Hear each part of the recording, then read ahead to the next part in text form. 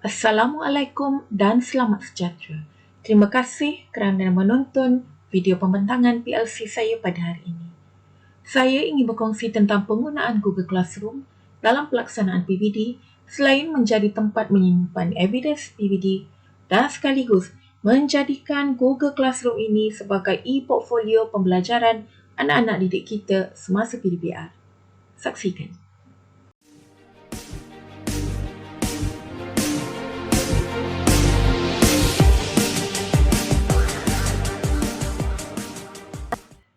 Antara isu yang saya hadapi semasa PDPR ini ialah bagaimana kita nak buat PBD semasa PDPR sebab segala ni di dalam talian. Kemudian macam mana kita nak simpan evidence PBD di dalam talian. Dan selain daripada itu, saya juga ingin membina e-portfolio pembelajaran murid sepanjang PDPR dijalankan. Kenapa saya gunakan Google Classroom? Selain daripada kita dapat idea percuma, G Suite yang percuma daripada Delima, kita juga boleh gunakan Google Classroom dalam kebanyakan gadget seperti komputer tablet, tablet, telefon bimbit, sama ada Android ataupun iPhone, iPad, apa sahaja. Asalkan boleh dicapai melalui player web ataupun aplikasi. Selain daripada itu, kita sebagai guru juga boleh membantu dan bimbing murid secara jarak jauh. Jadi kita tak perlu bersemuka dengan student lah. Dan saya suka bila Google Classroom ni ada integrasi dengan aplikasi lain macam Flipgrid, Edpuzzle, Quizizz, Kelas Dojo, banyak lagi. Jadi kita boleh gunakan dalam aplikasi-aplikasi ini dan masukkan dalam Google Classroom. Dan Google Classroom juga mudah digunakan.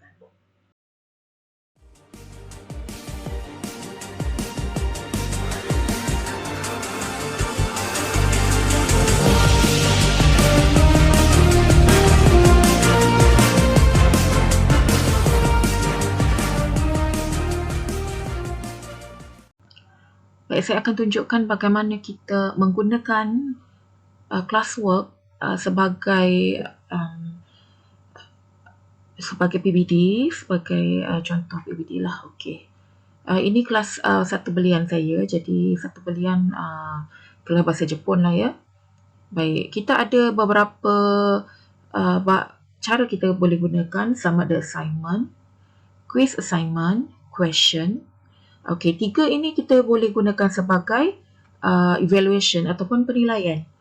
Manakala material kita boleh berikan kepada student sekiranya kita ingin mereka mengulang kaji, dan topik ini kita boleh kumpulkanlah untuk student punya topik-topik yang tertentu. Contohnya macam saya di sini kelas 1 belian, kelas bahasa Jepun, saya ada topik hiragana iaitu tulisan, kemudian katakana, kemahiran lisan, kemahiran menulis, kemahiran mendengar dan juga kemahiran membaca. Contohnya ya, okey, saya buat latihan katakana. Okey, ini saya buat sebagai PBD. Kita view assignment. Okey, assignment ini instructionnya ialah untuk siapkan latihan katakana muka surat 1 sehingga 3. Jadi ramai student yang dah hantar, masih lagi ada yang belum hantar. Tapi kita, mana yang dah hantar tu kita tengoklah, kita tanda dekat sini. Sebenarnya student ni walaupun dia tulis dan lead dekat sini, tapi sebenarnya dia dah hantar, cuma dia kena buat pembetulan. Okey, dalam Google Classroom kita boleh tanda. Kita boleh tanda sekiranya kita gunakan iPad ataupun Android, telefon, smartphone ataupun tablet. Tapi kalau dekat dalam komputer ini, dalam laptop, kita kena gunakan komen. Okey, di sini ada komen kan. Tengok student ni dia tonggeng-tonggeng dia hantar. Jadi saya selalu ingatkan pada student untuk hantar dengan betul lah. Ambil gambar dengan betul, gunakan cam scanner. Okey, jadi saya boleh komen dekat sini. Contohnya kalau tulisan dia tidak betul, highlight kan. Kemudian sila betulkan tulisan anda di sini. Okey, jadi komen sebab dia tulisan dia agak celaru sikit, tak ikut apa yang ditunjukkan. Jadi kalau kita ada komen dan kita nak dia buat pembetulan, kita tak perlu buat grade. Kita tak perlu bagi di grade dia. Kita letakkan komen dekat sini, betulkan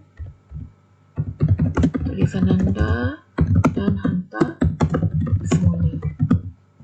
Okay, kemudian kita return. Bila kita return tanpa grade, dia akan pulangkan balik. Dia akan pulangkan balik dan nama Nur Adlina tadi nampak tak? Dia dah tulis missing. Missing maksudnya dia belum hantar lagi. Dia belum hantar lagi. Walaupun sebenarnya tadi dia dah hantar, tapi sebab kita pulangkan balik kat dia untuk dibuat pembetulan, maksudnya dia belum hantar lah. Okay.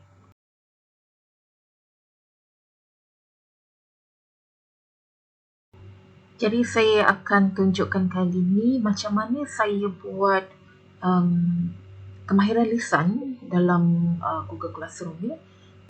Saya gunakan Flipgrid untuk jika Shokai ataupun pengenalan diri. Jadi kita tengok assignment yang student yang dah hantar, ada juga yang dah hantar tapi saya masih nak mereka perbaiki. Okey, kita tengok yang student ini. Semua assignment saya buat dulu dalam aplikasi lain. Contohnya kalau untuk Jeko Shokai ini saya buat dalam Flipgrid. Kemudian kita integrate dengan Google Classroom. Maksudnya daripada Flipgrid itu kita share di dalam Google Classroom dan dia akan menjadi satu classwork. Dan kemudian bila student jawab, dia akan terus masuk dalam Google Classroom. Jadi ini adalah salah satu contoh bagaimana kita nak buat kemahiran lisan. Tapi kita juga ada banyak aplikasi lain yang kita boleh gunakan di telefon sahaja.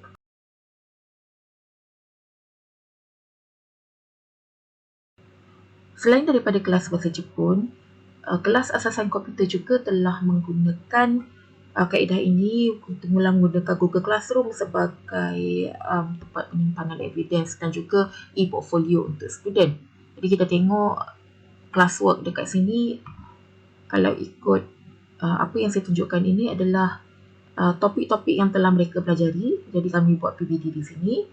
Dan juga kami sediakan sekali bahan untuk dibuat turun. Kalau dekat sini ialah perisian yang mereka perlu gunakan dalam untuk mencapai TP 4 sehingga TP 6. Baik. Kemudian ada juga video pembelajaran ASK yang kami sediakan dekat sini supaya mereka boleh jadikan Google Classroom ini sebagai one-stop center. Di samping ada assignment, di samping ada PPT, kita juga boleh create material. Tengok dekat sini, material supaya murid-murid boleh jadikan rujukan.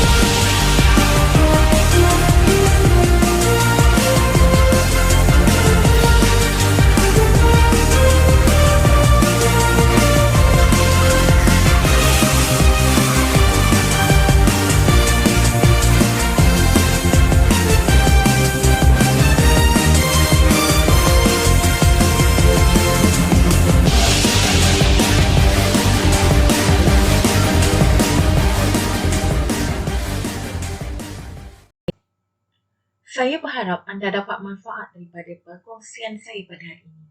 Saya juga berharap anda dapat menggunakan apa yang telah saya kongsikan.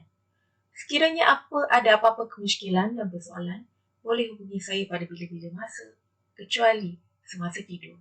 Terima kasih dan jumpa lagi. Bye.